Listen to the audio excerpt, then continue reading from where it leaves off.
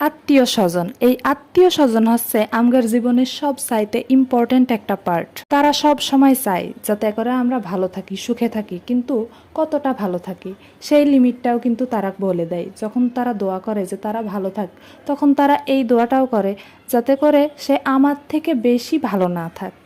হ্যাঁ, এই লিমিটটা কিন্তু তারা করে দেয়।